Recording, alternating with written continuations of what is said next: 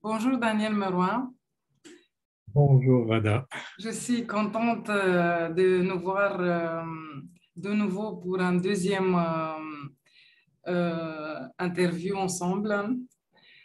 C'est un plaisir. Et ça se passe après 2 ans du premier.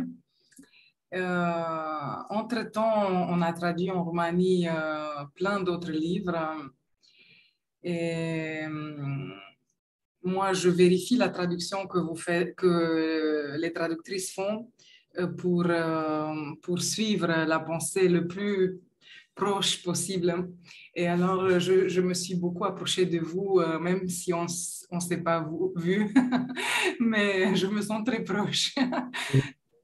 Oui, bon, on se connaît un peu mieux, disons. Oui, Oui, oui, on se connaît bien, en effet, au-delà des apparences et du quotidien. Et comme je vous ai dit il y a une minute, pour moi, j'ai pas réussi et toutes mes cours, tout ce que je fais avec les personnes dans cette direction de connaissance de soi, j'arrive pas à préparer quelque chose en avance et je vis le moment présent et on va voir tout ce qui émerge. Parce que il y a un an, je vous ai contacté pour faire une interview sur Le chaman et le Christ, qui m'a semblé un livre extrêmement wow, riche et inattendu. Surtout parce que en lisant le livre secret des Jésuites, le premier livre qu'on a publié en Roumanie, je me disais, qu'est-ce que vous pouvez écrire après? C'était comme, pour moi, c'était la fin de la fin, c'est le dernier livre. j'avoue que pour moi, c'est la même chose aussi. Quand j'ai terminé d'écrire ces deux tomes-là, qui quand même prennent à peu près 700 pages, qui m'ont demandé 3 ans de travail quotidien, quand j'ai posé ma plume dans, dans l'encrier à la fin, je me suis dit, bon, maintenant, là, j'ai fini mon travail. Qu'est-ce que je peux écrire d'autre? C'est la sensation que j'ai eue aussi parce que j'avais l'impression d'être allé au bout de ce que je pouvais transmettre et de ce qu'on me demandait de transmettre aussi. Et puis à un moment donné, ben voilà, les choses se mettent en place dans la vie. Et puis voilà, le chaman et le Christ c'est imposé tout naturellement. Mais j'avoue que ce récit de chaman et le Christ correspondait à une, comment dire, je dirais pas un rêve, mais une vision très très forte, très imprégnante que j'ai faite il y a plus de 25 ans, il y a peut-être 30 ans, je ne sais pas exactement. Donc les premières images m'habitaient tout le temps, mais je n'avais jamais vraiment pensé en faire un livre et puis pousser plus loin dans la recherche de cette existence-là. Donc ça, c'est un petit peu la vie qui mène mes livres. C'est pas moi qui vais décider j'écris ci ou j'écris ça. C'est comme une pulsion intérieure et puis en connexion évidemment avec des êtres de lumière qui me disent, bon, voilà, là ça marche dans cette direction-là, on y va, on t'attend, vas-y. Et Alors voilà. pour moi, c'est la même chose. Le chaman et le Christ et le deuxième que vous avez à peine fini, les Apocalypses de Jean, j'ai décidé de les traduire sans les lire, sans savoir rien. Et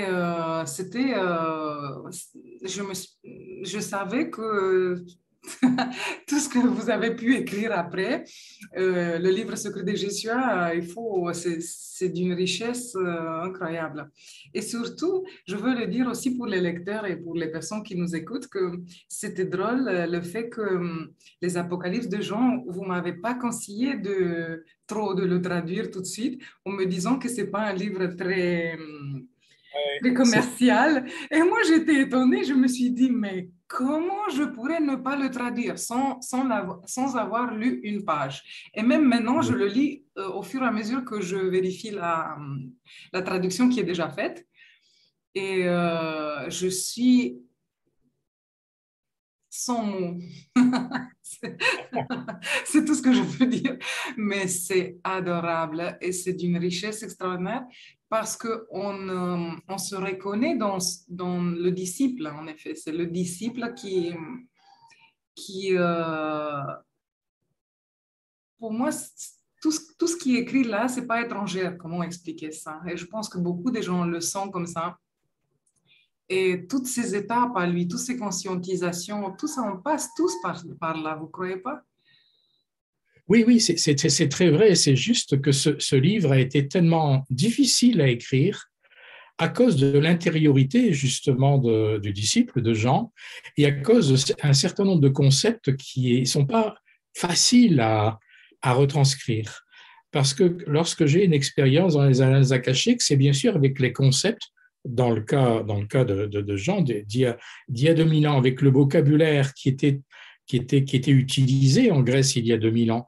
Et moi, il faut que je reçois ça dans ma langue, parce que je ne comprends pas le grec ancien, évidemment, mais il y a quelque chose, un processus dans mon mental qui traduit.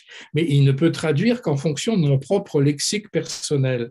Et c'est là la difficulté de retranscrire des concepts d'il y a 2 millénaires qui, à l'époque, étaient déjà difficiles dans un langage que l'on peut accepter aujourd'hui et qui signifie quelque chose. Alors, j'ai beaucoup transpiré en écrivant ça. Ça a été une expérience incroyable, incroyable, oui. Et c'est très étrange parce que j'ai eu quelques... Je vous parle un petit peu de ma vie personnelle. J'ai eu quelques problèmes de santé l'été dernier pendant que j'étais rien à voir avec le Covid. Je me suis retrouvé avec une opération assez importante à l'hôpital, qui n'a rien à voir avec les problèmes de santé actuellement, sanitaires actuellement. Et donc, je me suis retrouvé à l'hôpital au mois de juillet, août, et mon livre n'était pas terminé. Et je voulais absolument finir, c'était comme une obsession parce que j'avais toutes les images de l'Akasha qui continuaient à vouloir défiler. Et donc, j'ai terminé le dernier chapitre de ce livre-là sur le lit d'hôpital et je me suis demandé comment j'ai pu faire. C'est quelque chose d'incroyable. Et donc, quand j'ai mis la maquette du livre à l'imprimerie, je me disais, mais c'est complètement fou. Et je ne suis même pas certain que j'ai suffisamment bien écrit les choses pour que ce soit compréhensible. C'est pour ça que je vous ai dit, Rada, mais au moins lisez-le avant de savoir si c'est possible pour la Roumanie, parce que j'avais l'impression qu'il y avait des notions qui n'étaient pas forcément bien exprimées par moi dans mon livre, mais apparemment, vous me dites que non, alors j'en suis très heureux. Mais dans quel sens pas bien exprimé? C'est des notions, dès qu'il s'agit dans ce livre d'aborder la trame subtile de notre monde, de parler des archontes, c'est-à-dire d'un univers qui se cache derrière notre univers, qui est comme un univers virtuel à partir duquel, dans lequel nous sommes, je dirais, bloqués.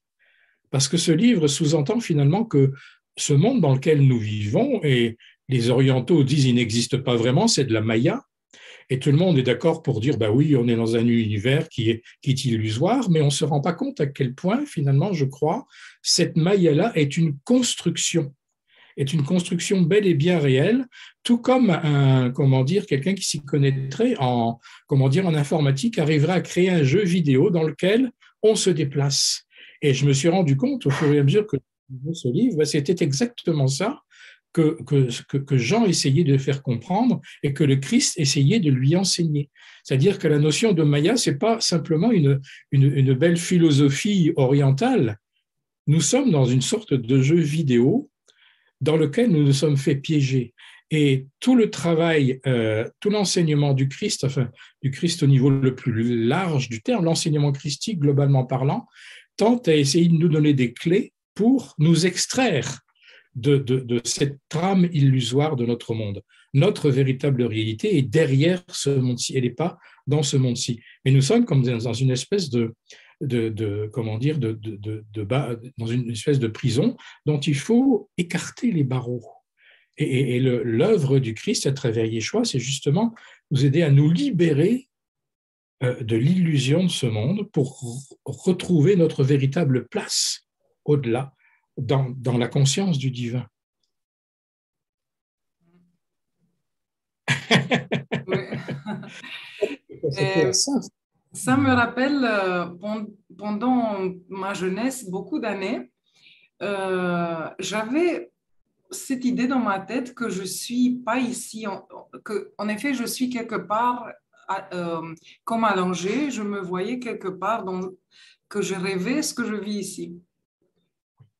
Oui, moi j'ai très souvent eu cette perception-là aussi, mais depuis ma jeunesse. Mais je n'avais pas à l'époque les clés, évidemment, pour essayer de décoder ça un peu mieux que ça. C'était une espèce de sensation en disant, mais cette personne qui dit je, moi, là, c'est pas la vraie.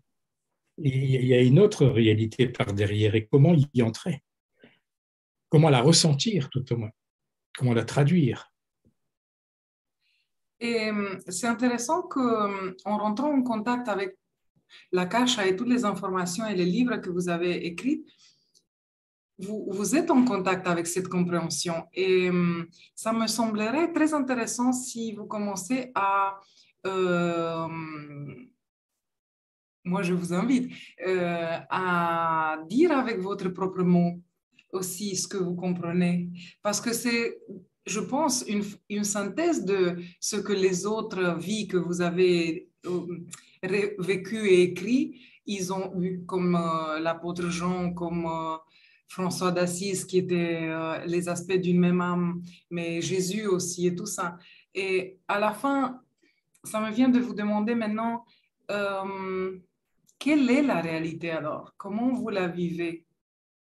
Quelle est pour vous la réalité? Comment vous avez la conscience de ça? C'est comment? Si vous pouvez le dire, si c'est Daniel Meroy qui parle.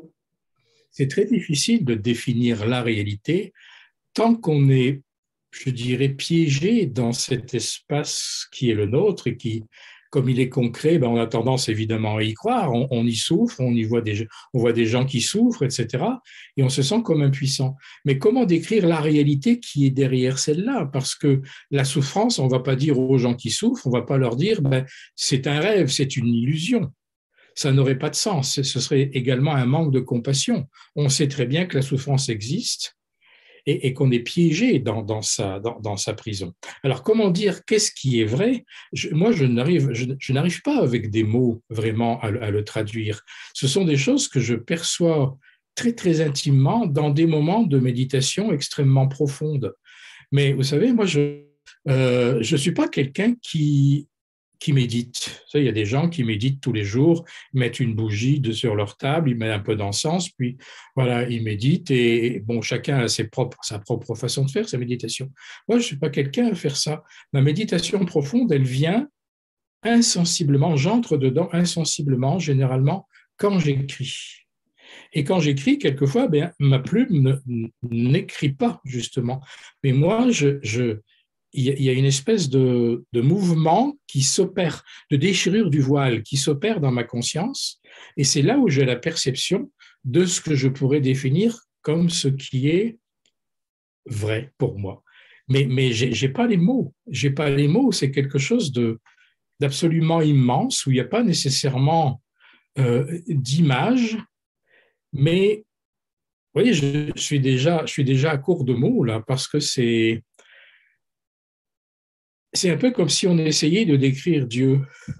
On est coincé enfin en tout cas dans notre Occident chrétien, on est un peu coincé derrière cette image traditionnelle de la peinture de Michel-Ange, Dieu avec le vieillard barbu qui est derrière les nuages, etc. Mais on sait très bien que c'est pas ça.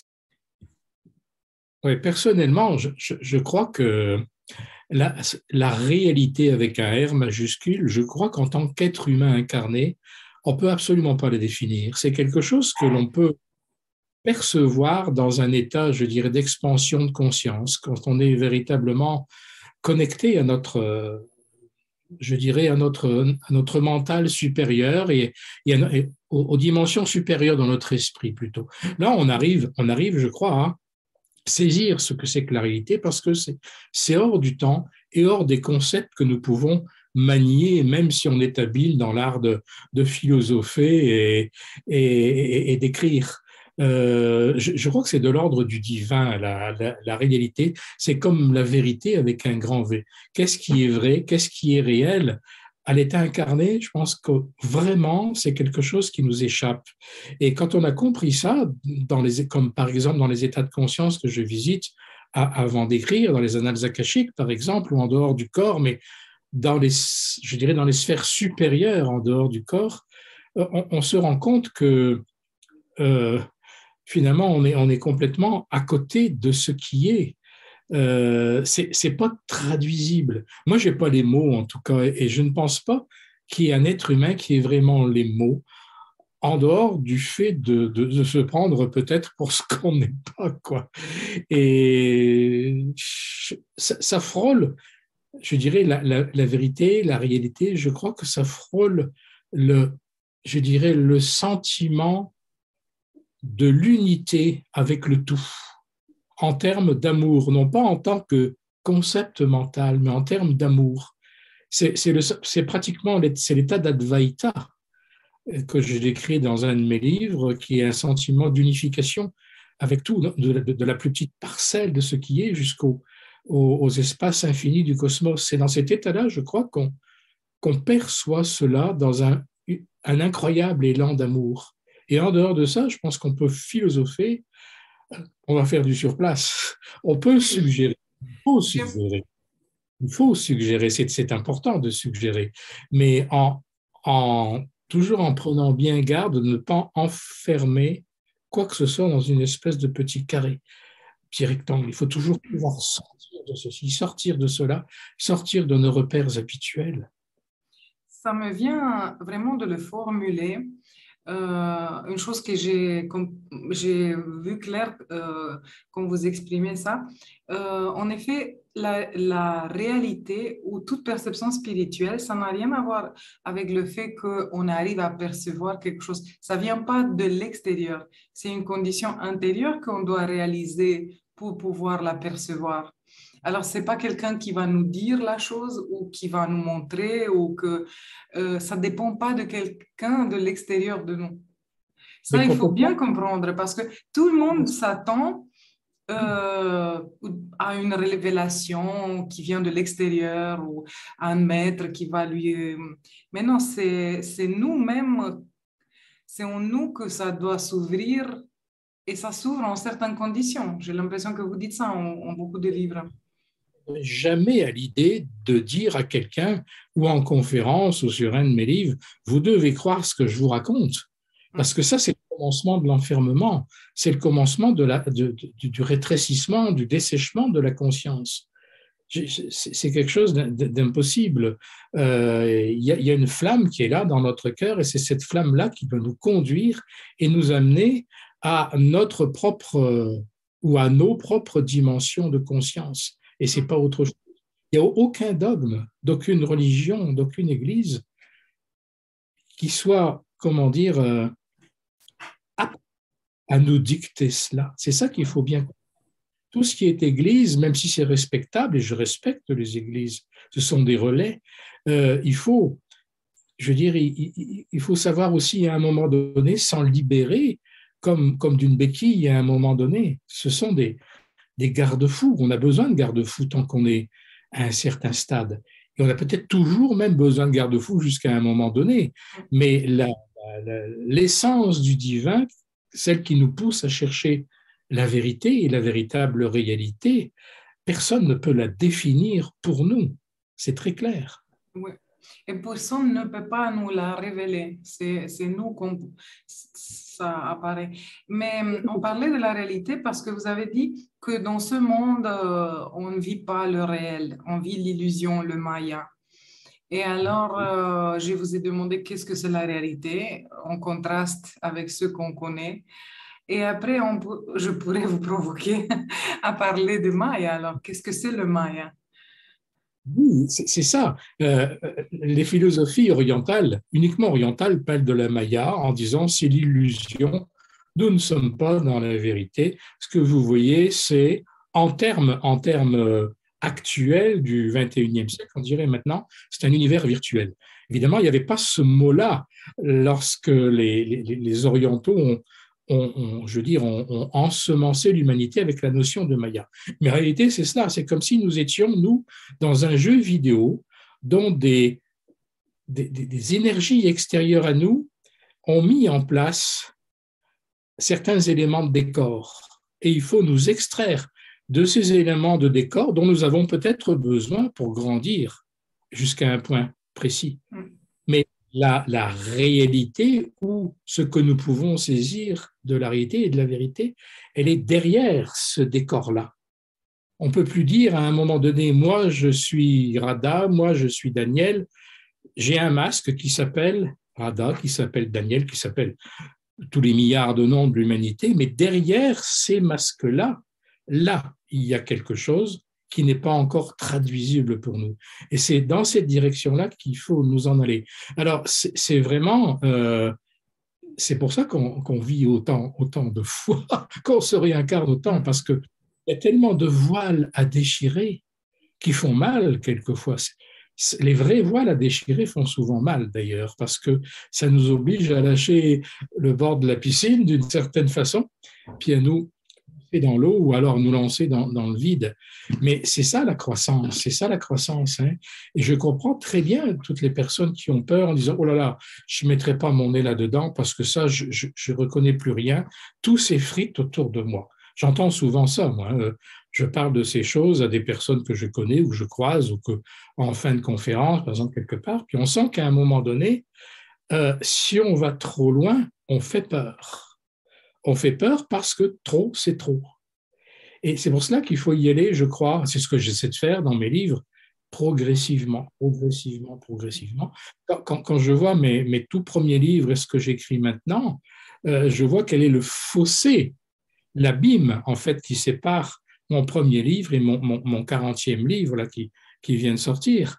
Et je n'aurais pas pu faire autrement parce que même si j'ai perçu ces choses-là dès le départ, parce qu'elles étaient en moi, je n'avais pas nécessairement et les capacités de les retraduire comme je peux les retraduire maintenant, et les gens qui me lisent ou qui m'écoutent n'avaient pas non plus les capacités de comprendre. Il y a tout un chemin qui est parcouru. Et il faut comprendre celles et ceux qui s'arrêtent à un moment donné en disant non, là, j'y vais plus, ça va plus. Ouais, ça me fait trop peur, c'est trop loin. Ouais, c'est une question de niveau de conscience, hein. Pas une question d'intelligence. L'intelligence, c'est autre Ouais, ouais. chose. Il y a beaucoup de formes d'intelligence, hein, beaucoup, beaucoup, une infinité. C'est une question de niveau de conscience, c'est-à-dire d'altitude qui permet de considérer l'univers et soi-même dans l'univers à un moment donné d'une façon totalement apaisée, non dualiste et en plus toujours ouverte vers autre chose. Et j'ai pensé aussi qu'en effet, à partir de l'impulse de Jésus il y a 2000 ans, euh, même les mêmes disciples, quand il disait ne croyez pas que vous êtes déjà arrivés parce que vous êtes maintenant dans mon rayonnance et ma lumière, en effet, combien d'incarnations des disciples qui ont repris des choses et qui ont vécu et qui ont ouvert en eux tout ça, parce que au début, on pense tous que les disciples sont déjà arrivés, non? C'est le disciple, c'est le top, il est déjà là, mais non. C'est la même chose. Je veux dire, les disciples étaient à différents niveaux de conscience, différents niveaux d'intégration, et intentionnellement, parce que il fallait des disciples qui soient beaucoup plus capables de parler au peuple quotidiennement, c'est-à-dire de trouver les mots que chacun pouvait comprendre au mieux, puis des disciples comme Jean, par exemple, Jean ou même Judas, hein, qui avaient la capacité d'abstraction beaucoup plus importante. Mais ce n'est pas eux, sur le moment, nécessairement, qui ont transmis le plus de choses qui ont pu faire bouger les gens de Palestine, de Judée, de Galilée. Ça a plus été des gens comme André, Pierre, etc., qui avaient, du moins dans cette incarnation-là, une compréhension des choses ou des facultés intellectuelles qui leur permettaient de mieux parler aux gens du peuple. Alors, il ne faut pas confondre non plus le niveau d'élévation de conscience révélé chez ces disciples-là et le niveau de conscience qui était réellement le leur. Hein.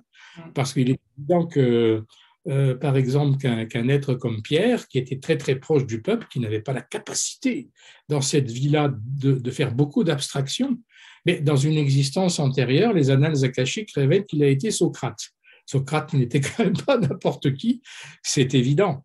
Mais il y a des moments dans nos vies où nous mettons en veilleuse certaines de nos connaissances, certaines de nos capacités pour atteindre un but spécifique. Moi, par exemple, Ouais.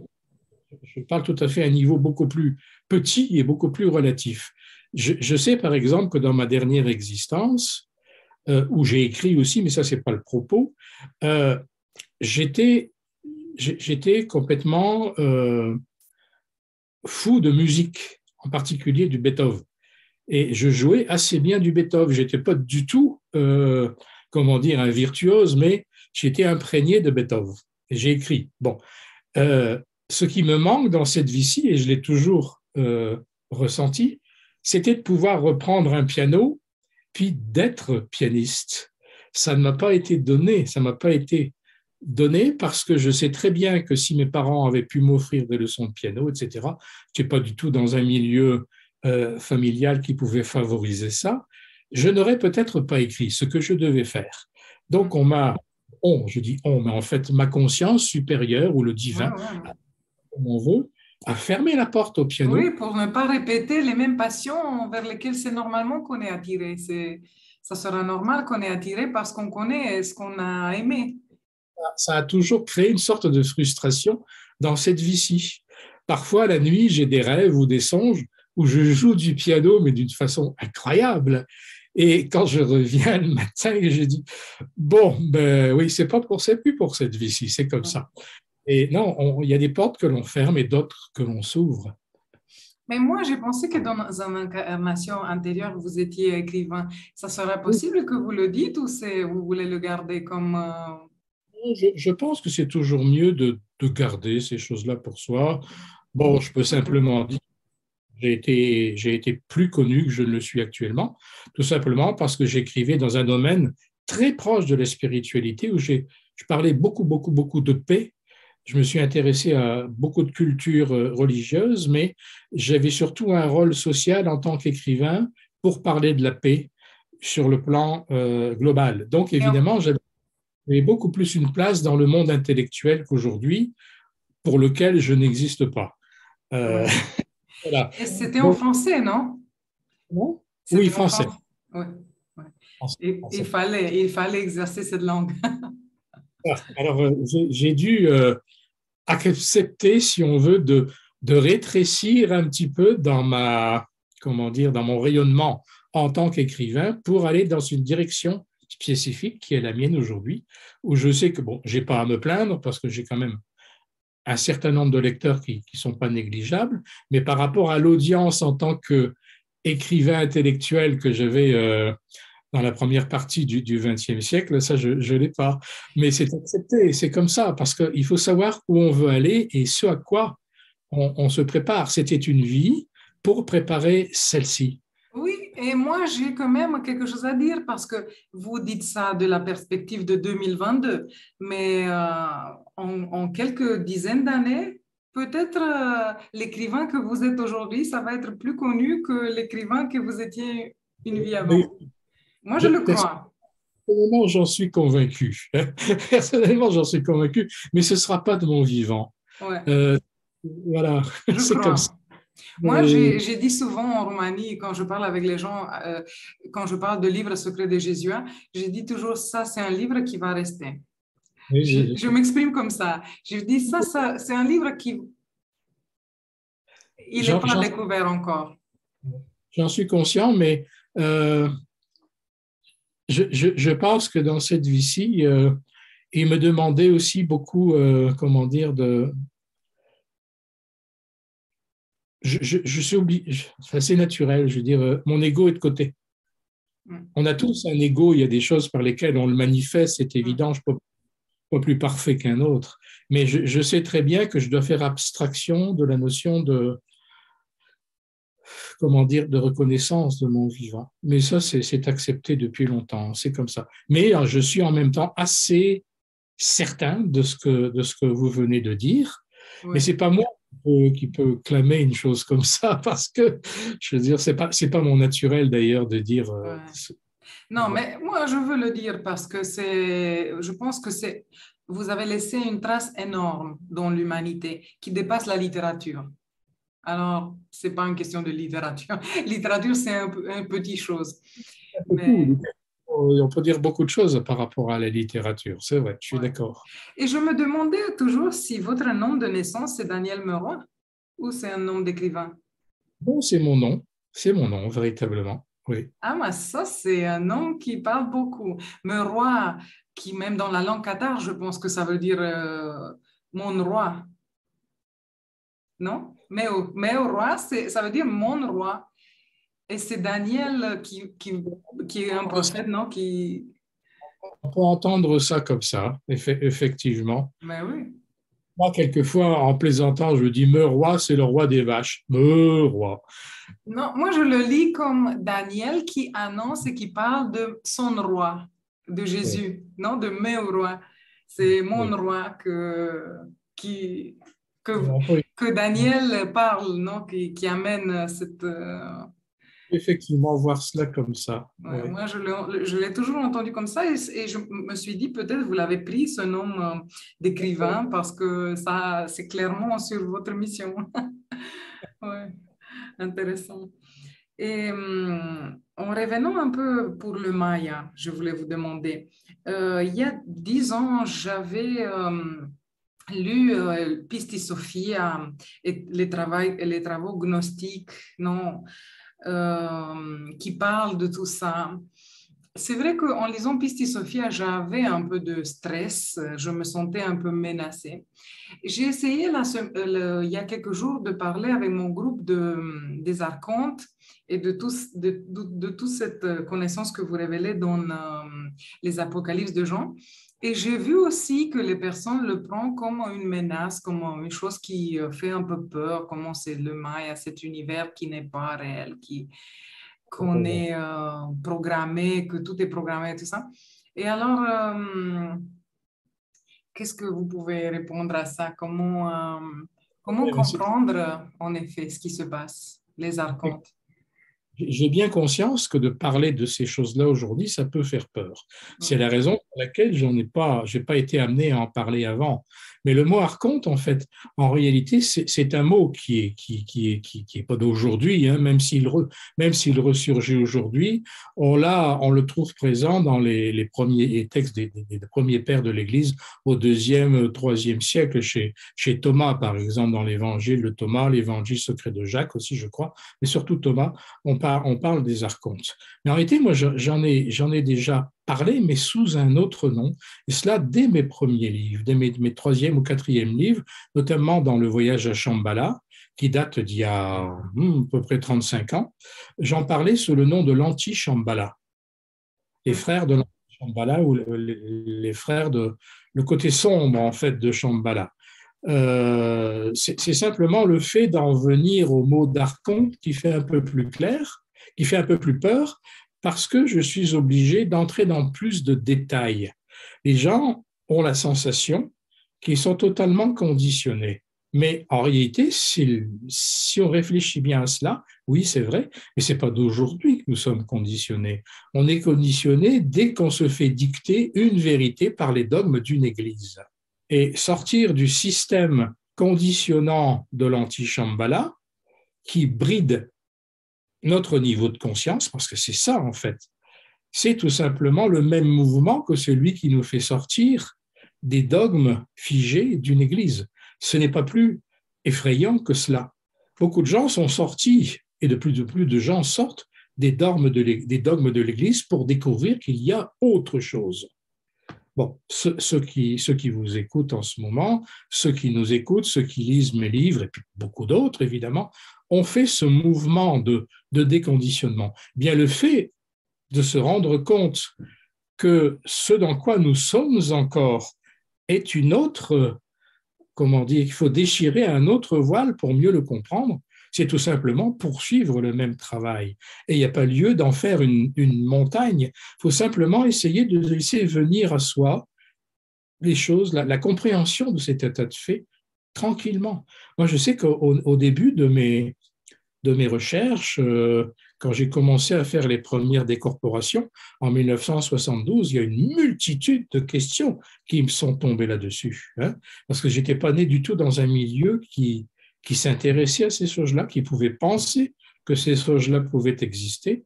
Donc, j'ai dû casser une quantité de coquilles mentales, de coquilles de conditionnement. Et pendant des années, je me posais des questions en me disant, parce que je n'arrivais pas à joindre tous les morceaux du puzzle. Puis un jour, je me suis rendu compte, après quelques années, eh bien que les questions que je me posais, elles s'étaient résolues d'elles-mêmes. Et je n'arrivais même plus à dire sur quoi j'avais buté, pourquoi je n'arrivais pas à rassembler tel morceau de tel puzzle, et ni même de quel puzzle il s'agissait. Donc, il faut ici laisser au temps de faire le moyen de faire son œuvre. On ne peut pas enfoncer des portes, enfoncer des barrières. Je crois qu'il est toujours important de se dire dans une démarche réellement spirituelle et non pas religieuse, qu'on est dans la spiritualité, c'est clair, et non pas dans la religion, se dire, eh bien, je mûris et je vais continuer de mûrir, et je ne vais pas essayer d'enfoncer des structures mentales qui, à un moment donné, vont s'effriter d'elles-mêmes. Faisons confiance, et tant qu'on a l'amour en soi, il n'y a pas de problème. Il n'y a pas de problème. On peut parler de la structure intime, par exemple, de la Kundalini, qui a été verrouillée à un moment donné de la naissance de notre conscience supérieure. On peut dire, oui, c'est comme ça, mais alors comment on fait pour la déverrouiller? Ce n'est pas notre faute, etc. Ce sont des faux problèmes. Ce sont des faux problèmes parce que ce n'est pas par l'intellect qu'on va sortir de ce genre de blocage. C'est par le développement de notre cœur, par une voie christique. Quand je dis christique, je ne dis pas chrétienne, hein, christique au sens universel du terme, parce qu'on peut la trouver aussi, cette voie-là, par le bouddhisme, par exemple. Hein, et pourquoi pas? Il y a beaucoup d'êtres qui la trouvent de cette façon-là, mais par une voie infiniment cardiaque, une voie d'amour, compassion. Eh bien, c'est là où, à un moment donné, notre cœur fait sauter toutes les barrières et où notre réservoir énergétique de conscience se déploie totalement. Et aussi se rendre compte qu'on est des prisonniers, mais pas vraiment des prisonniers. Dans le sens que... Oui, des prisonniers d'une façon, mais des prisonniers consentants. Oui, parce qu'en effet, on a toutes les possibilités en nous et personne ne peut vraiment nous tenir des vrais prisonniers. Tout à fait, tout à fait. C'est juste une prison d'inconscience, comme il disait Jésus, et l'ignorance qui est le plus grand ennemi de l'humanité. Oui, oui, tout à fait. Et il a dit aussi une autre vérité sous des termes qu'on a retranscrits d'une façon un peu dure. Il n'a pas employé ces termes-là, mais ceux qui ont retranscrit ces paroles vers le 3e, 4e siècle, ce qu'on garde aujourd'hui, en tout cas encore, on dit qu'il avait dit on ne distribue pas les perles au pourceau. C'est une façon très raide de dire, c'est comme quand on lui prête cette parole, Dieu vomira les tièdes. Bon, ce sont des paroles qui sont très tranchantes. En réalité, elles veulent tout simplement dire qu'on ne dit pas à celui qui ne peut pas entendre des vérités qui le dépassent et qui font qu'il va être complètement perdu. C'est ça en réalité. Oui, et ils se sont menacés et alors il va menacer à sa place.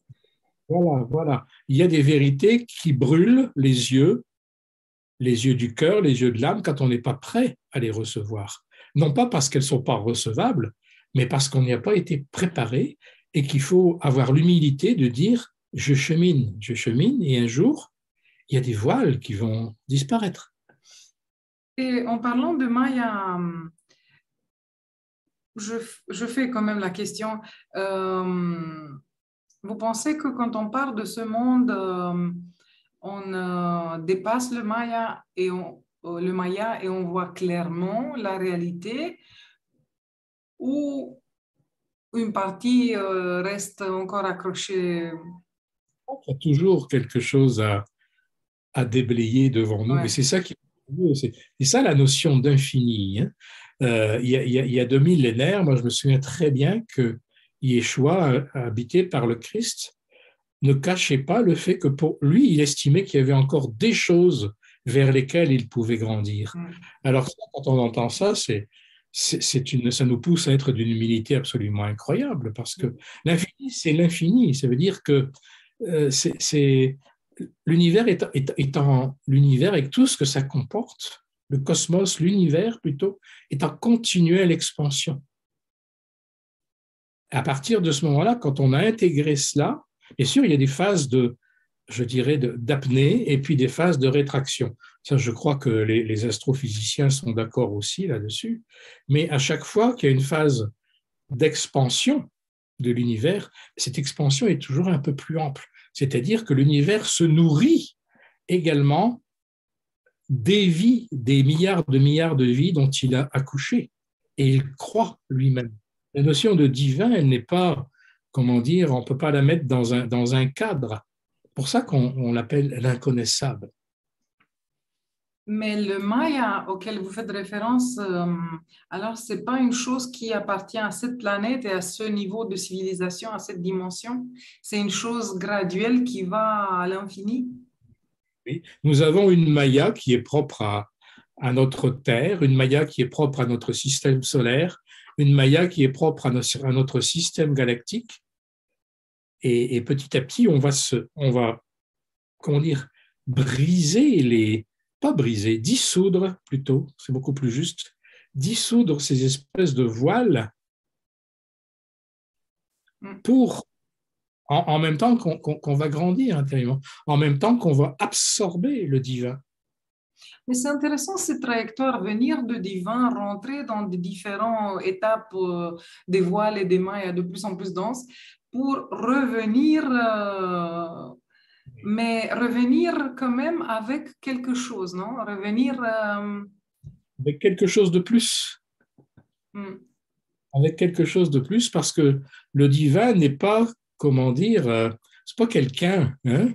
Je dis le divin parce que souvent, quand on dit Dieu, on a tendance à personnifier, à mettre un visage ou, bon, je sais pas, enfin, à figer quelque chose. Moi, je préfère dire le divin parce que c'est pas, on peut pas mettre ça dans un cadre. Hein? Le divin n'est pas extérieur à nous, c'est clair. Et ce qu'il est, il le devient et il grandit lui-même à travers nous. Nous sommes comme les cellules de son être, toutes dimensions confondues, qui collectent une multitude d'expériences et qui vont nourrir cet être-là. C'est difficile c'est difficile à exprimer, mais il fait partie intégrante de nous et nous faisons partie intégrante de lui. C'est comme si, admettons que je dise, moi là, je suis Dieu. Je suis Dieu, puis mon but, c'est de me diffuser dans toutes les cellules de mon corps pour permettre à toutes les cellules de mon corps de se diviniser, d'être de plus en plus conscientes d'elles-mêmes. Et quand elles seront conscientes d'elles-mêmes et que tout mon corps sera fait d'une autre nature plus lumineuse, à force de s'être divinisé un peu plus, eh bien, mon être en tant que Dieu va encore croître. C'est cela. Croît à travers nous le divin et non pas Dieu. C'est un champ de conscience incommensurable. Alors, ça veut dire qu'en effet, tout ce voyage, c'est un voyage dans la conscience, en effet. C'est un voyage dans la conscience. Tout ce qu'on expérimente, en effet, tout ce qu'on vit, c'est un voyage de la conscience. On est tous en voyage. Et on a l'impression peut-être de découvrir ça aujourd'hui, mais les anciens Égyptiens, etc., bon, l'avaient déjà formulé. La notion de, et Jean, j'ai traduit un peu la pensée de Jean, d'ailleurs, dans les Apocalypses, lorsqu'il recueille ce récit de la part de Yeshua, qui lui fait comprendre que la création telle qu'on peut nous la concevoir n'a commencé qu'à partir du moment où l'inconnaissable a pris conscience de lui, c'est-à-dire où il s'est projeté pour se révéler à lui-même. Et il s'est projeté dans un monde que traditionnellement on appelle Barbellum. Barbellum, c'est l'image du divin, que le divin est obligé de projeter de lui pour prendre conscience de sa réalité. Et à partir de là, il y a toute une série de réactions en chaîne qui aboutissent à ce que nous pouvons concevoir de la création. Et les anciens Égyptiens, avant même l'apparition des premiers pharaons, euh, parlaient de cela également, parlaient de l'incréé qui, à un moment donné, sort de son sommeil, et ce n'est qu'en sortant de son sommeil, de sa léthargie, bien que la création apparaît, parce que en sortant de son sommeil, il se projette en dehors de lui-même. On voit ça aussi dans les premiers textes hindouistes. Je ne parle pas de l'hindouisme en tant que tel, mais de ce qui a précédé l'hindouisme, c'est-à-dire les textes des Védas, du temps du brahmanisme, par exemple. Donc, en étant antérieur à l'hindouisme, il y a des textes qui disent très, très clairement cela.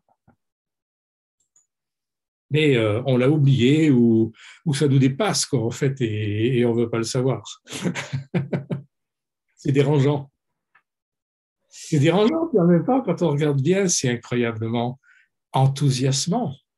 Enthousiasmant. Sauf que on est dans le vide, là. Mais le vide, il peut être très, très beau, ce vide.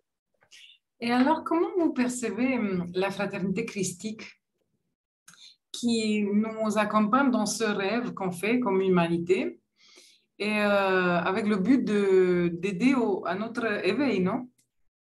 Tout à fait. Tout à fait. Je veux dire, parce que de toute façon, la grande clé, c'est toujours là qu'elle se passe. Hein, c'est la croix. Pourquoi la croix est au niveau du cœur? Pourquoi elle a été reprise non pas par le Christ, parce que lui n'a pas décidé d'une croix, mais par les premiers pères de l'Église qui étaient, je dirais, éclairés quand même, il faut le reconnaître. La transformation, c'est là qu'elle s'opère. Et le travail du Christ dans à travers la personnalité de Yeshua, ça a été de mettre essentiellement l'accent là-dessus. Je dirais que c'est le passe-partout, c'est la clé universelle qui permet de libérer cet aspect amour. Le côté plutôt bouddhiste, par exemple, a essentiellement développé l'aspect sagesse, comme masculin, féminin, par exemple. Hein. Moi, je placerais l'aspect sagesse du côté masculin, côté du Bouddha, et l'aspect amour du côté du Christ, plus féminin. Parce que quelque part, dans l'énergie christique, il y a quelque chose de féminin. Et ce sont d'ailleurs essentiellement les femmes et Jean, qui avait un aspect féminin très, très important en lui, qui ont véhiculé cette tradition, une tradition qu'aujourd'hui on appelle la tradition johannite, et à laquelle je veux dire, l'évangile de Marie-Madeleine, par exemple, est venu se joindre. Mais quand même, on pourrait dire que l'apôtre Jean, il est l'incarnation du maître Kutumi, qui est l'aspect de la sagesse, de la fraternité. Et c'est quand même assez féminin. Non, je veux dire, quand même, je ne peux pas imaginer la sagesse comme un aspect masculin trop. Pour moi, ça part du cœur. C'est une sagesse assez féminine, non? Ce sont des mots, tout ça, ce sont des mots dont le mental a besoin jusqu'à un moment donné. Mais il est très clair que ça fait tout. Pardon, ça fait un tout. C'est comme le long de la colonne vertébrale, Ida et Pingala, qui se réunissent à un moment donné pour le réveil du canal de la Shushumna, l'ouverture de la Kundalini. Et on a besoin jusqu'à un moment donné de jouer masculin-féminin, masculin-féminin. C'est une réalité, mais le but, c'est les deux pôles de la batterie. Et ces pôles sont interchangeables selon les incarnations. Et quand même, pour arriver à la sagesse, c'est pas du tout masculin dans le sens qu'il faut arriver à se taire, à écouter. Et ça, c'est très féminin pour moi. Moi, j'ai parcouru ça parce que ma personnalité, c'était très masculine.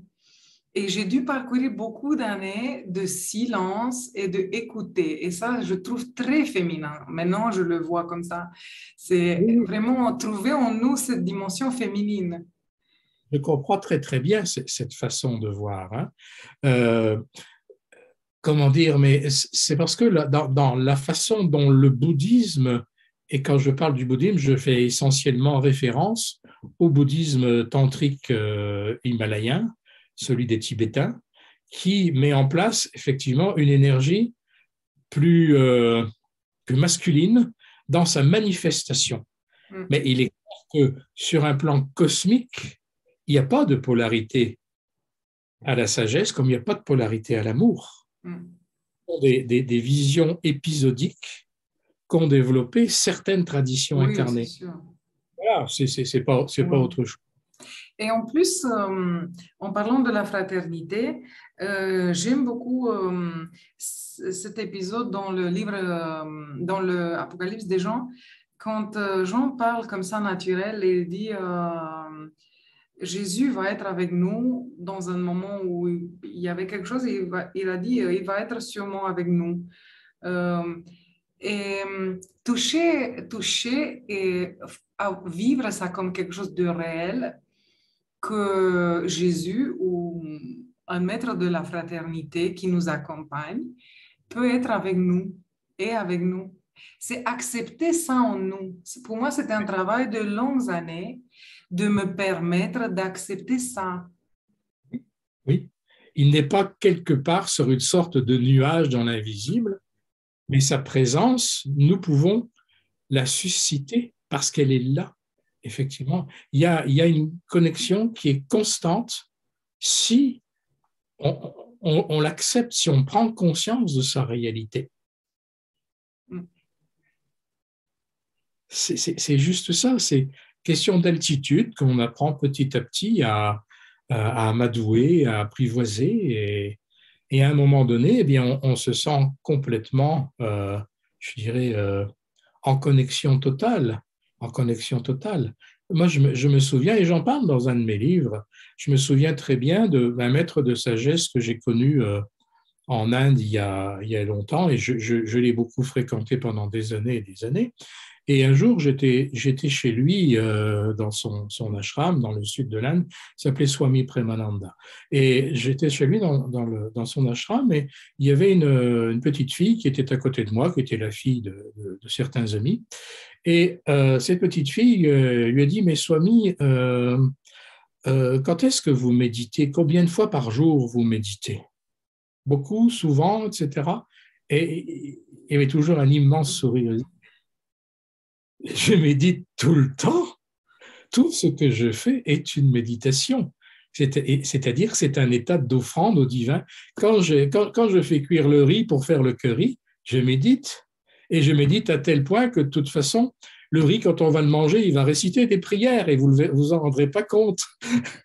Et il essayait de nous faire comprendre que il n'y avait pas des moments privilégiés dans la vie pour méditer ou prier, mais que c'était notre attitude constante, celle que nous invitons en nous, qui modifie complètement notre rapport à la vie et notre rapport au divin. Et c'est ça, en fait.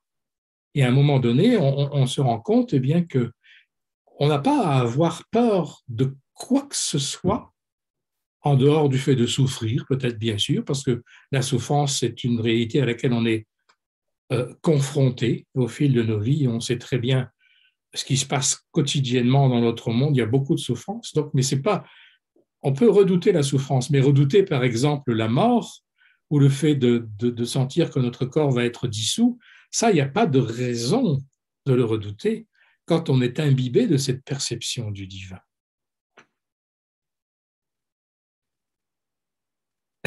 Oui, mais ça, de nouveau, c'est pas une connaissance mentale, ça doit être une réalisation en soi, une conscience qu'on... Descendre dans les cellules, il faut le faire descendre. C'est ça tout le travail de nos vies, en fait. C'est d'intégrer pour que ça parte du haut et que ça descende. Ouais, c'est très bon. Et on a traduit en roman, en effet, les trois incarnations ou les trois livres que vous avez écrits de Maître Koutoumi. Le Akhenaton, Pharaon Soleil, comme on l'a traduit, le François d'Assise, Francis des Oiseaux, et maintenant les Apocalypses de Jean. Oui. Non? On peut parler que c'est les incarnations de la même âme.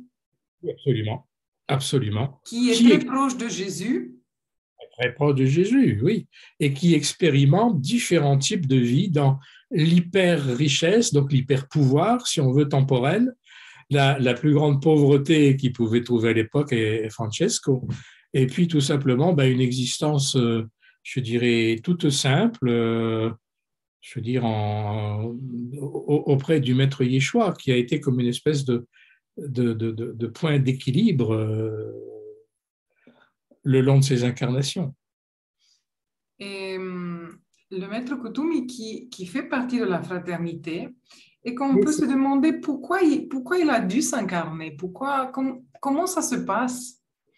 Alors, pourquoi il a laissé ses traces? Moi, parce je qu'à un vous moment, provoque. Je vous fais des questions difficiles, ça c'est sûr.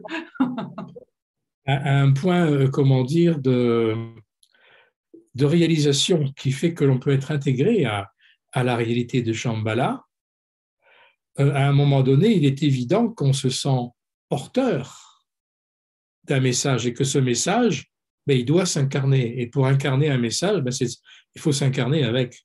Parce que non seulement c'est un service qui s'impose, mais en même temps, il ne faut pas l'oublier non plus, cela a une fonction de croissance aussi chez ces êtres-là qui savent très bien ce qui est encore au-dessus d'eux.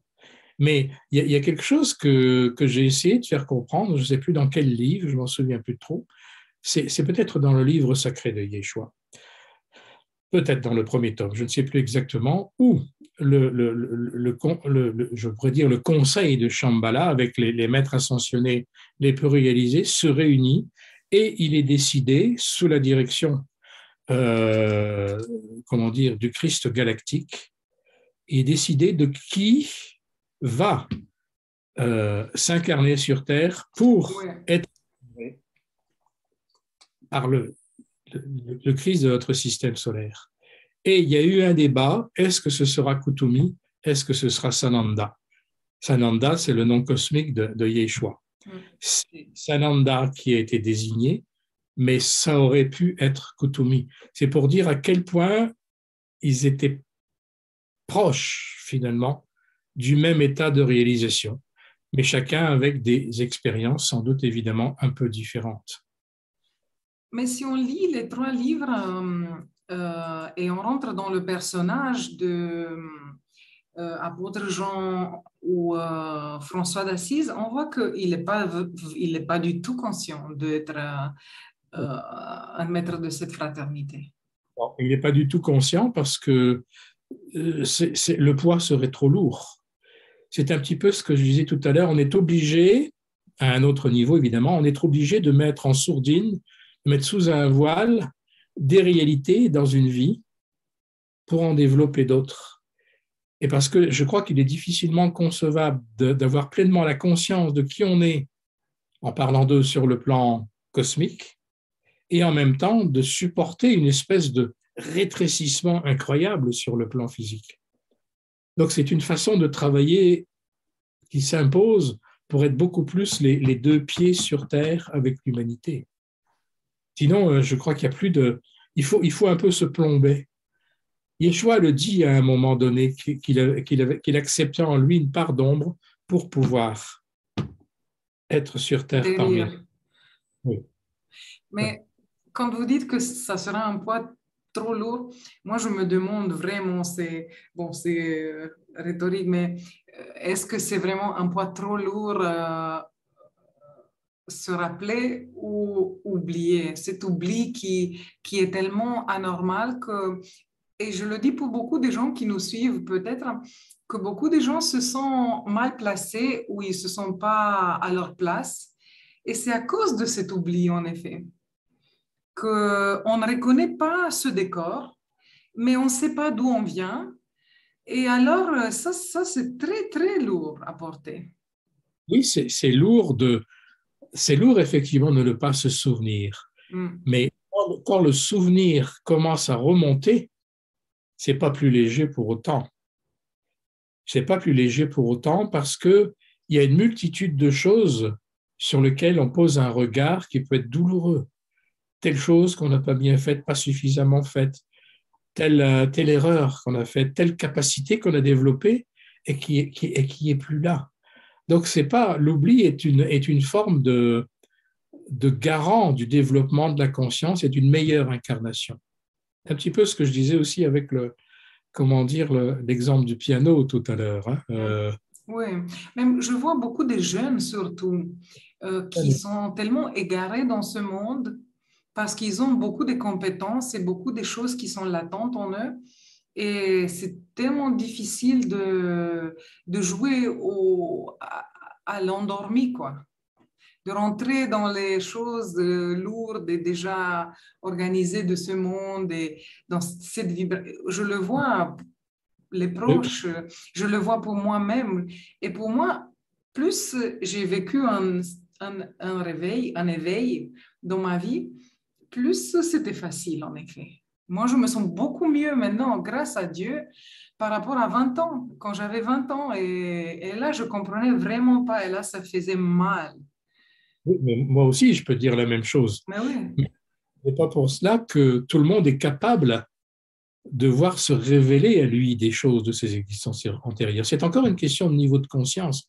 Vous avez atteint, Radha, certainement un niveau de conscience qui vous permet d'être allégé par ça. Mais c'est certainement pas le cas de tout le monde. Non, Le- on parlait de Kutumi, qui était incarné et qui, en effet, lui, il se rappelait pas. Et il priait quand même. Quand on voit François d'Assise, au début, il priait et Jésus était vraiment assis sur un piédestal pour lui. oui, oui, oui. Oui, mais je crois que ça permet de, quand on a vraiment les deux pieds dans la glaise, là, on est encore plus présent de ceux qui peuvent nous écouter.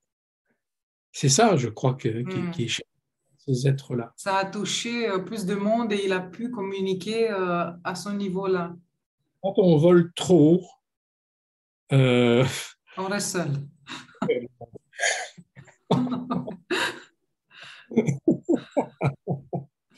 Oui, mais c'est quand même, je le souhaite pour tout le monde. Je le souhaite, je pense que quand même euh, c'est quand même très plaisible, quoi, très bien pour nous. oui, oui, puis ça peut être dramatique pour d'autres. En tout cas, je crois qu'il faut faire confiance à ce qu'on appelle l'intelligence divine, l'intelligence de l'inconnaissable. Si ce mécanisme-là a été mis en place, c'est aussi parce qu'il y avait des raisons pour cela. Oui, c'est intéressant à observer ces raisons. L'apôtre Jean, qui s'incarne après au XVIe siècle dans François d'Assise, qui devient presque un religieux et quand même, il reprend, il fait un long chemin pour comprendre un Mais peu la proximité avec Jésus. est-ce qu'on peut savoir, nous, ce qu'il a appris au plus profond de lui-même à travers ce chemin-là? On ne le sait pas. Ça y appartient aussi. Hein. Ouais, c'est intéressant. C'est quand même intéressant, très intéressant à regarder ces choses. Oui, oui, oui. Ouais. Et comprendre que tout est possible et que les apparences veulent rien dire, en effet. Non, je crois il faut rien considérer comme définitif, mettre dans un cadre quand on entre dans ce domaine-là. Mm. La seule chose qui soit définitive, c'est la capacité d'aimer. C'est elle la grande initiatrice, la grande transformatrice. Mm. En dehors de ça, on est toujours dans un cocon qui veut éclore. Comme on a le chaman et le Christ, et dans cette vie comme chaman, c'était votre incarnation que vous vous rappelez. Et vous avez l'incarnation à côté de Jésus. Et après, de nouveau, au XVIe siècle, c'est pour ça, je crois que ce livre, c'est vraiment extraordinaire. Le fait de ce chaman qui se dit quand même, il y a quelque chose dans ce qu'ils disent, les gens, même s'ils ne le vivent pas. Les chrétiens, il y a quelque chose, il reconnaît en effet l'essence que les autres ne sont même pas porteurs de cette essence, mais quand même, lui, il arrive à avoir l'unité en tout ça, parce qu'il la trouve en lui. Et Moi, c'est un des livres que j'ai eu le plus peut-être je dirais, de facilité et de plaisir à écrire, parce qu'on sort de tous les contextes dogmatiques et on se trouve là dans une vie où finalement c'est la vérité de la nature qui révèle le divin dans l'être. Et lorsqu'il voit la vérité que raconte la nature, les animaux, etc., eh bien, tout se simplifie dans la conscience. On peut tout accepter, recoller tous les morceaux en faisant la différence entre, je veux dire, ce qu'a pu être le Christ ou la Vierge tel qu'il les sent présents dans la nature, en faisant la différence entre ces êtres-là, puis la façon dont ils ont été rapetissés par l'Église.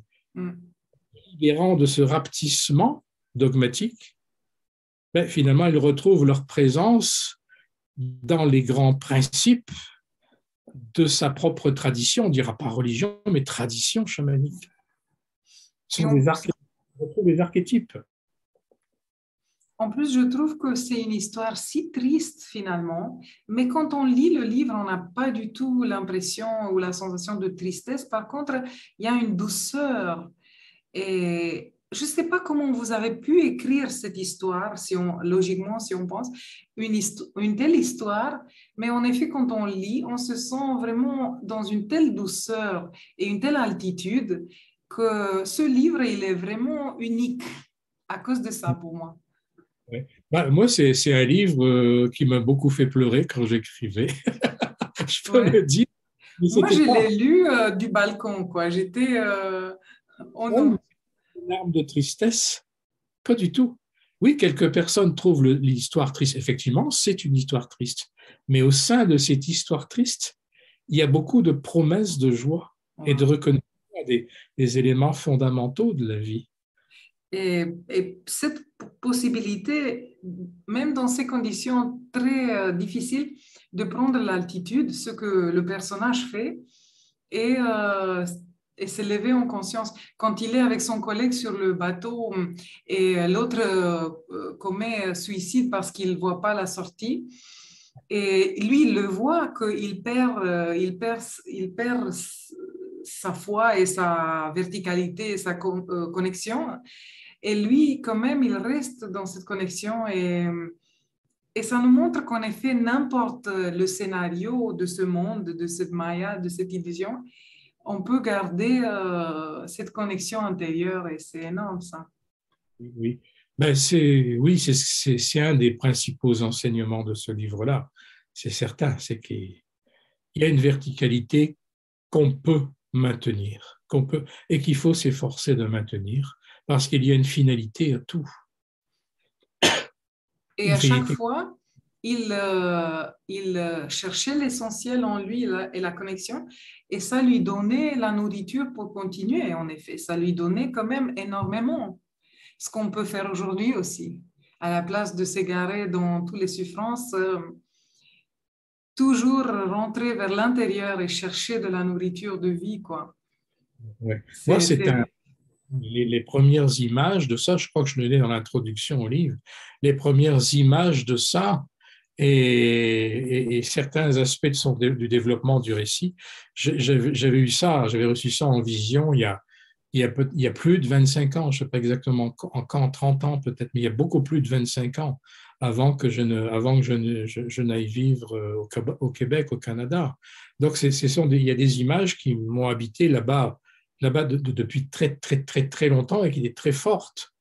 Et lorsque j'ai pu en accoucher, parce que c'est vraiment le mot, il y a 2 ans, lorsque j'ai pu en accoucher, ça a été un soulagement pour moi, un vrai soulagement, parce qu'il fallait que ça sorte, il fallait que je m'en libère. Donc, c'est un livre qui a été aussi un peu thérapeutique pour moi également. et vous pensez que ça me fait penser à l'hypnose. Alors, les personnes qui se rappellent des épisodes des vies passées, ça peut être thérapeutique pour eux? Oui, ça peut être thérapeutique, mais encore une fois, tout dépend de comment dire, de qui, avec qui on pratique l'hypnose. Mm. Parce qu'il y a beaucoup de mémoires qui sont induites quelquefois par des gens je veux dire, qui pratiquent l'hypnose. Moi, je ne suis pas pour l'hypnose particulièrement parce que je pense qu'il y a toujours une sorte de... C'est mon avis personnel, hein, je Oui. l'impose. Je pense qu'il y a toujours une espèce d'emprise de celui qui pratique l'hypnose par rapport à celui qui est hypnotisé. Mm. Je crois qu'il y a très certainement des méthodes de régression dans les vies antérieures qui sont beaucoup plus, comment dire, libératrices que l'hypnose. Très certainement, très très certainement. Et je vois ça comme ça, moi, personnellement. Oui. Comme Et puis, quoi, comme quoi, quelle méthode alors? les techniques de régression, je n'ai pas d'école qui me viennent en tête. Mais encore une fois, je crois qu'il ne faut pas entamer ce genre de démarche s'il n'y a pas une sérieuse raison dans notre vie. Si l'oubli a une raison d'être, et ça, il a une raison d'être, faire ressurgir ce qu'il y a de l'autre côté de cet oubli Ouais, doit ouais. être motivé par quelque chose de sérieux et pas par un oh, je voudrais savoir, pas par la curiosité, quoi. Mm. De toute façon, c'est intéressant que c'est des chapitres qu'on ferme et on s'incarne de zéro, mais c'est jamais de zéro. J'ai l'impression que chaque incarnation, c'est comme une page d'un livre et on est peut-être au 1352, mais il y a une histoire, même oubliée, mais qui chante encore en nous. Si on est au chapitre 1352, ce 1352 ne peut exister que s'il y avait qu'à cause de ceux qui. C'est la même histoire. Et, et, et le 1353, quatrième, ben, on doit l'écrire et on doit l'écrire avec la mémoire des autres. Mais tant qu'il n'est pas écrit, il n'est pas écrit. Il est en probabilité. Qu'est-ce qu'on va faire des probabilités? Ça, c'est notre libre arbitre. Et Mais en plus, il y a une trame qui est là. est-ce qu'elle existe une seule possibilité ou probabilité ou il y a plusieurs qui se... J'ai l'impression que vous avez expliqué que ça peut être Oui. tout dans le même temps et... Il y a des lignes temporelles. Hmm. Ces lignes temporelles, eh bien, on embarque sur l'une ou sur l'autre en fonction de notre libre arbitre et des niveaux de conscience que l'on atteint. Mais les possibilités sont multiples. Sinon, si tout était déterminé, ce serait épouvantablement triste. Si tout est déterminé, qu'est-ce qu'on fait? Non, on construit notre itinéraire et il y a des bifurcations. On comprend ou qu'on comprend pas? Oui, mais c'est vraiment intéressant ça. Est-ce qu'on construit vraiment ou les choses se passent à travers nous? Moi, beaucoup de fois, j'ai l'impression que les choses se passent. Est-ce que j'ai vraiment construit ce moment aujourd'hui, que je suis ici à parler avec vous? Non, non, je ne pourrais jamais construire ça. Je crois que c'est les deux en même temps. Il y a une interaction. Ouais. Il y a une interaction. Il y a quelque Les, chose qui quand même se déroule en nous. Et les toute notre vie était construite avec une intelligence incroyable si on arrive à l'examiner. tout à fait, tout à fait.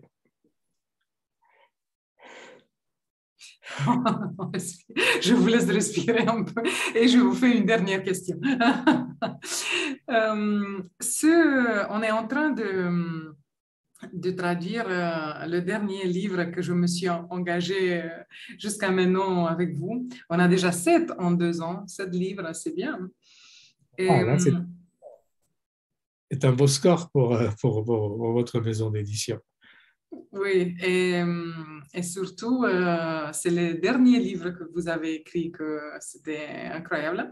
Mais on est arrivé à traduire le dernier, le Vue d'en eau, grâce Oui, à une personne qui a lu le livre Secret des Jésuites, Dan Profir, que je le salue avec l'occasion.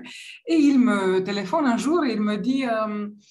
je dois traduire ce livre vu d'en nom, je demande rien, mais je dois le traduire. Comme moi, j'ai senti un bel jour que je dois publier vos livres. Il faut, et quand j'entends ça, je ne peux pas dire non, toi, tu ne peux pas le traduire. J'ai dit, OK, je vais demander à Daniel Meroy et toi, tu vas le traduire si tu dois. Et nous, on va le publier parce qu'il est venu tout seul.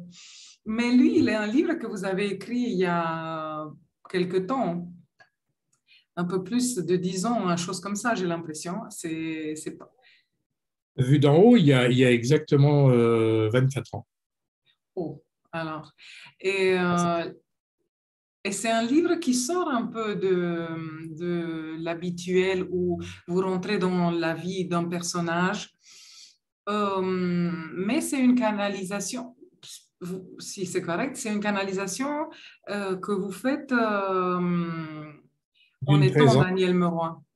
quotidiennement ou presque quotidiennement pendant un an, avec des petites périodes de coupure, mais c'est un rendez-vous quasiment quotidien que j'avais avec une présence invisible et qui m'informait de la nature de la vie dans d'autres mondes.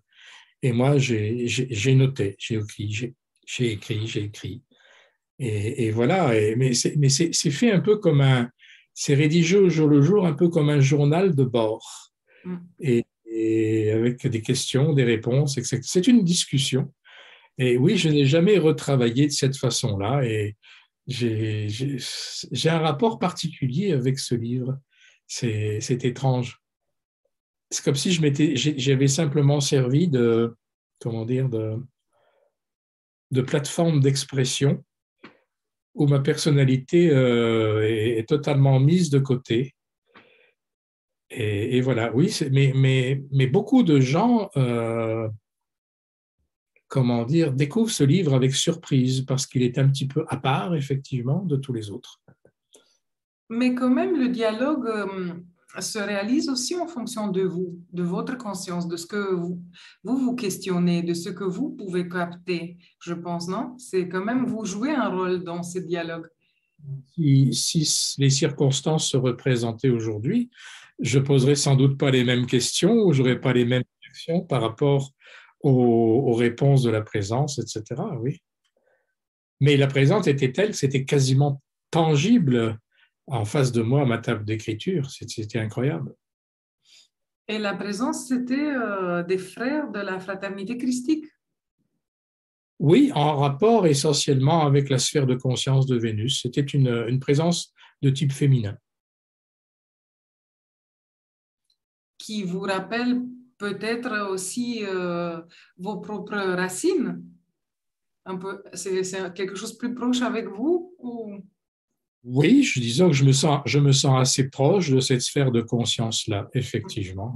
Je me sens très proche de la sphère de conscience. Il y a une sorte de familiarité, oui, qui Comme s'est beaucoup, traduite tout de suite par un contact aisé, en fait, oui. comme beaucoup d'autres disciples de Jésus. Oui, oui, effectivement. Effectivement. Oui, la sphère de conscience de Vénus, effectivement, est très, très proche de l'énergie christique. Et de la communauté essénienne, probablement. Aussi. Lune-soleil. Lune-soleil, Vénus, lune-soleil, c'est Ishtar. Voilà, oui. Ah, il y a beaucoup de soleil. Tout, même hier soir, je regardais le ciel et je voyais toutes ces étoiles brillantes comme ça. Et je leur disais, mais vous êtes des soleils. Et en effet, c'est ça que certains sont des soleils et certains sont comme les humains, comme nous. Certains sont des soleils, très rarement, et certains sont ceux qui peuvent capter le soleil et l'irradier, comme très C'est vrai, intéressant. c'est vrai, Rada. En tout cas, je vous remercie pour cette rencontre-là. Moi aussi, C'est très agréable. moi aussi. Et, C'était, oui, je pense que de toute façon, les personnes vous captent à travers les livres, mais aussi votre personnage. Moi, je suis contente qu'on peut faire ces interviews et qu'il y a des traces vidéo avec vous comme personnage, Daniel Meroy, qui a fait ce travail. Ça participe. En tout cas, bravo pour tout votre travail de transmission en Roumanie, qui doit même dépasser la Roumanie très certainement, parce que la Roumanie est, je dirais, en contact avec beaucoup d'autres peuples aussi. Et puis là, comme partout, ça bouge. Oui, mais ça se fait. C'est comme j'ai dit, j'ai pas trop l'impression que c'est nous ou c'est moi qui fait quelque chose. C'est simplement des choses qu'on sent.